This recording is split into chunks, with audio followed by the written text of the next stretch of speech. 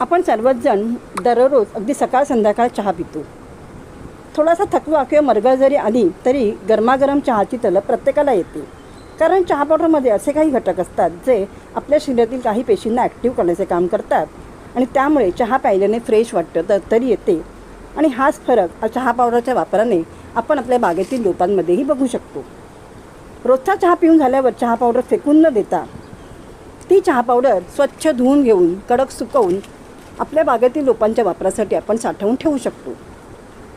पण ही चहा पावडर वापरताना ती साध्या पाण्याने 3 ते 4 वेळा स्वच्छ धुवून घेऊन कडक सुकवून वापरणे गरजेचे असते.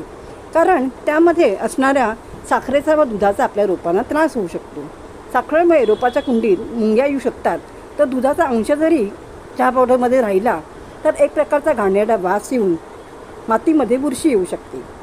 पण जर का चहा पावडरमध्ये थोड्या प्रमाणात वेलची किंवा अद्रक म्हणजे आलं असेल तर ते काढलं नाही तरी चालेल, कारण त्याचा कोणताही परिणाम आपल्या रोपांवर दिसून येत नाही.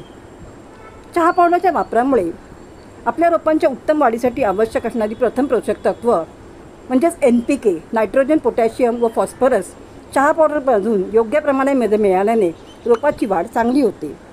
चहा पावडरमध्ये असणाऱ्या टॅनिक ॲसिडमुळे माती आम्लयुक्त होते व अशी आम्लयुक्त माती फुलझाडांना भरपूर आवडत असल्याकारणाने फुलझाडांना भरपूर फुलं येण्यास मदत मिळते. कढीपत्ता, टोमॅटो यांसारख्या भाजीच्या रोपांनाही आपण चहा पावडरचा वापर एक उत्तम खत म्हणून करू शकतो. धुवून सुकवलेली चहा पावडर संपूर्ण 1 दिवस साध्या पाण्यामध्ये हवाबंद बरणीमध्ये भिजत घालून या तयार झालेल्या लिक्विडमध्ये दुप्पट साधे पाणी मिसळून आपण त्याचा वापर एक उत्तम खत म्हणून आपल्या रोपांसाठी करू शकतो. चहा पावडर अशीच कुंडीतील मातीत देताना मातीची चांगली खुरपणी करून 1 ते 1.5 इंच माती बाहेर काढून घेऊन मग चहा पावडर 4 बाजूनी पसरून वरून ती मातीने पुन्हा झाकून टाकावी. चहा पावडर कधीही उघड्यावर देऊ नये किंवा ओली चहा पावडरही कधीही वापरू नये. रोजच्या वापरातील चहा पावडर वापरताना आपण जर धुवून सुकवलेली चहा पावडर रोपांना 1 चमचा एवढी देत असू तर रोजच्या वापरातील चहा पावडर फक्त अर्धा चमचाच वापरावी. महिन्यातून एकदाच फक्त चहा पावडरचा वापर करावा.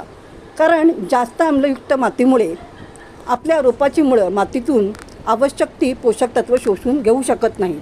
चहा पावडरचा फवारा कधीही रोपांवर करू नये.